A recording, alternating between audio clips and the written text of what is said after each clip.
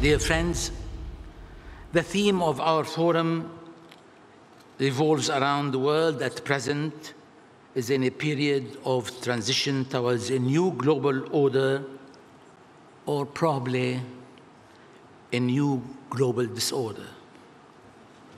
A period that is characterized by the absence of global leadership, less cooperation, more uncertainty and lower levels of trust. In this environment, we come to talk about the Middle East and the Arab world, and the status and position of this region at the global scene, while this region is still in pursuit of justice. Ladies and gentlemen, the US invasion of Iraq and its dismantling of the Iraqi army and later the Iraqi state has led to furthering destabilization of the Middle East region. Later, shocks emerged that made the situation even more serious after the repercussions of what became to be known as the Arab Spring, thus leading the Middle East region into a new disarray and ultimately to a greater interference of the main world players, and particularly after the comeback of Russia in the wake of the Syrian war. Meanwhile, the regional players, particularly Israel and Iran, have chosen war and violence instead of peace and coordination. And they did that through their direct and indirect interventions, which had added and further complicated the already existing political, social, and economic problems in the region. The Israeli occupation of the West Bank and parts of Syria and Lebanon remains a major source of injustice and instability in the Middle East region. Allow me here to point out that the Palestinian unresolved problem is the most dangerous crisis of modern history, as it remains an important key to unlocking many problems in the Middle East. The Israeli regime is still inflicting on the Palestinians the most inhuman uprooting policies to force them out of their hometowns. But what makes this situation even more complicated is the fact that it has been lately suffering from major additional setbacks. The recent US decision on Jerusalem that surely violates international law, that is solely the only guarantee for international peace and security. To add to that, the recent Israeli laws, especially on the Jewishness of the state of Israel, add to it the harsh Israeli measures and the disgraceful apartheid measures against the Palestinians makes the situation much more complicated. Actually, these problems that have been left simmering for too long have led to a growing interference in the region, and most notably by Iran during the last 4 decades. Iran has been fueling sectarian rifts to further its hegemony in the region. Hence and consequently, it has led the region to growing rifts and violence and deeper religious and sectarian divides, especially in Iraq, Syria, Libya, and Yemen, and partly in Lebanon. All this has been going on in the midst of a growing Arab void and the near total absence of Arab countries in playing any role in determining the fate of the region. Hence, giving the other regional powers, and especially Iran and Israel, a growing role in furthering the increased destabilization in the region. That has been taking place while many Arab governments and leaders have been to a great extent responsible for mismanaging the ethnic and religious diversity of their region. Hence, in these particular countries, and instead of using their diversities as an opportunity, they turned it into an explosive crisis. Moreover, some Arab states have also failed to manage and regulate their common relations within the Middle East region.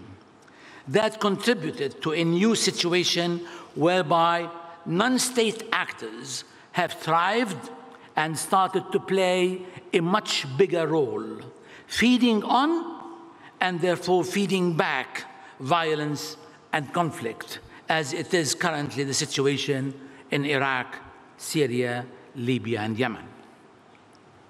These conflicts in the above-mentioned countries, as well as other conflicts, will continue to have growing negative and destructive effects on the entire region and beyond, that are fueled by significant waves of migrations from the region towards Europe and beyond.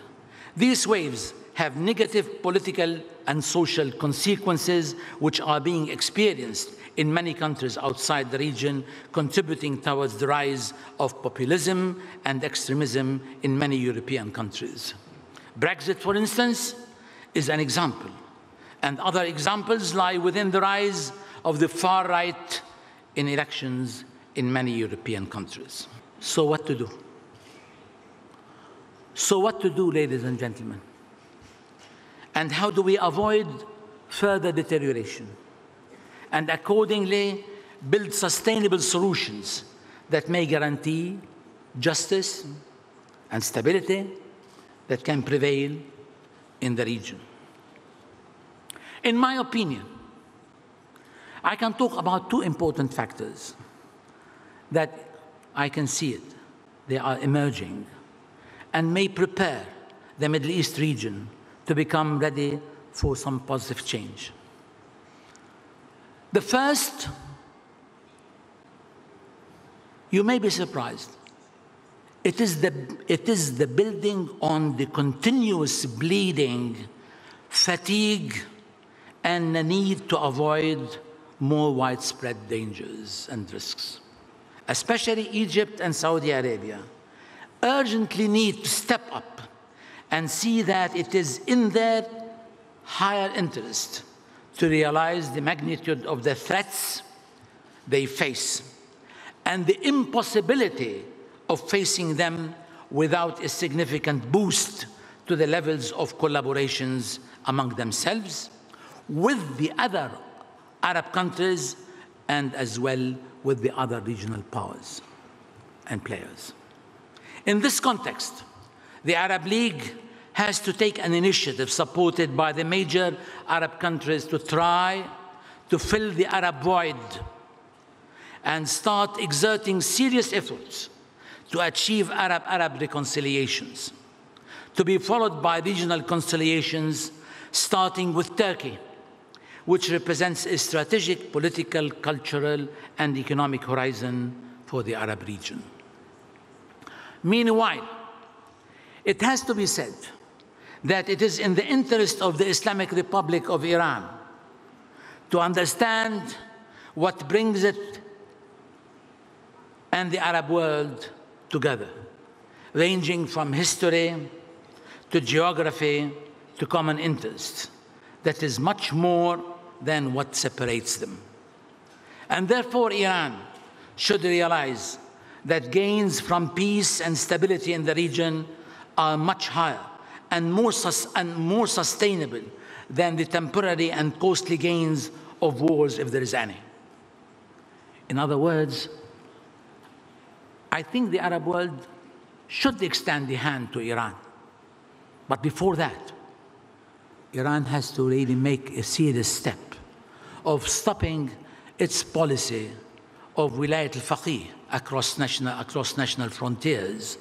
Only a political solution that is acceptable to all will open the door for the sustainable reconstruction of Syria in order to close this hole of hell that has been attracting many of the demons of the world. There is an urgent need to collaborate to end the Syrian war that has served enough as a battlefield for all the parties. It is high time for all concerned to start looking for their real interests and gains from striking a peaceful settlement as its continuation as a fertile land for wars will be at the expense of the future of their countries and the future of many generations to come. What holds for Syria holds also for Libya and Yemen. Reconstruction requires stability and unity, which in turn require acceptable political solutions and national reconciliations that limit and then eliminate all foreign intervention in these states.